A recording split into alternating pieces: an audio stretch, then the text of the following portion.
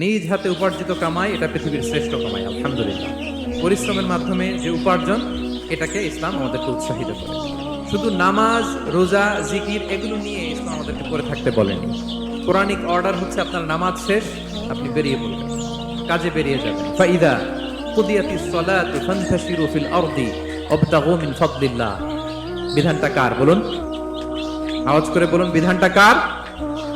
এটা Quranic verdict, কোরআনের বিধান। নামাজ শেষ, ভুল হয়ে বসে জিকির করতে বলা নেই আল্লাহ। আল্লাহ বলেছে ফান্তাশিরু ফিল আরদ ওয়াবতাগু মিন ফাদলিল্লাহ, জমিনে ছড়িয়ে পড়ো, আল্লাহর রিজিক তালাশ করো। নামাজ শেষ, বেরিয়ে যাবে। কৃষক চলে যাবে মাঠে, শ্রমজীবী চলে যাবে ফ্যাক্টরিতে, শিক্ষকরা চলে যাবে তাদের শিক্ষা প্রতিষ্ঠানে, কর্পোরেট ওয়ার্ল্ডের লোকেরা চলে যাবে তাদের প্রতিষ্ঠানে।